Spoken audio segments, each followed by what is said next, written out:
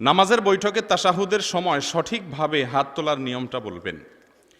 আমরা যখন তাশাহুদ পড়তে বসি নামাজে, এখানে আমরা তাশাহুদের মাধ্যমে আল্লাহ রাব্বুল আলামিনের একত্ববাদের সাক্ষ্য দিয়ে থাকি। মূলত আশহাদু আল্লা ইলাহা ইল্লাল্লাহু ওয়া আশহাদু আন্না মুহাম্মাদান আবদুহু ওয়া রাসূলুহু, আল্লাহর একত্ববাদের সাক্ষ্য দেই আর আমাদের প্রিয় নবী সাল্লাল্লাহু আলাইহি সাল্লামের আল্লাহর রাসূল হওয়ার সাক্ষ্য দেই।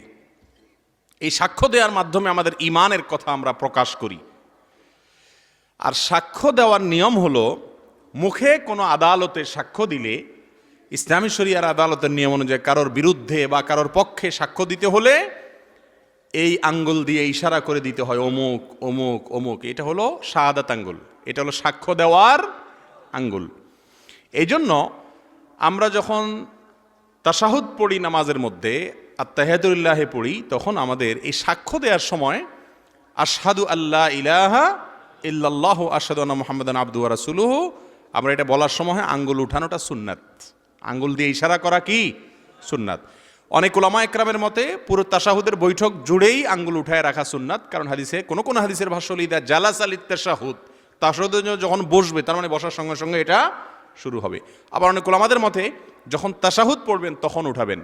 আমাদের সমাজে অনেকে বলে এই আঙ্গুল উঠাতে যদি দেরি হয়, আবার নামাইতে যদি ইল্লাল্লাহ সাথে সাথে নামায় না ফেলান তাহলে ঈমান চলে যাবে।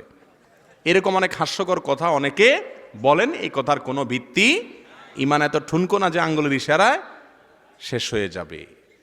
অতএব এই আঙ্গুল উঠানো সুন্নাত। এখন কিভাবে উঠাবেন সেটার পদ্ধতি হলো এইভাবে, একেবারে 7ই মার্চে বঙ্গবন্ধু যেভাবে ভাষণ দিয়েছিলেন সেই চিত্র সবার চোখের সামনে আছে না? বঙ্গবন্ধু 7ই মার্চের সময় যে ভাষণ দিয়েছেন, যেভাবে আঙ্গুল যেভাবে ছিল হুবহু ওইভাবেই থাকবে। শুধুমাত্র বঙ্গবন্ধুর আঙ্গুল উপরের দিকে ছিল, নামাজে বৈঠকের সময় আপনার আঙ্গুল রানের উপরে থাকবে, আঙ্গুলটা বরাবর উঠানো থাকবে এভাবে। কথা বুঝে আসছে? এরপর আপনার তাশাহুদ শেষ হয়ে গেল, আপনি আবার হাতকে স্বাভাবিক করতে পারবেন। কথা বুঝাতে পারছি? জি।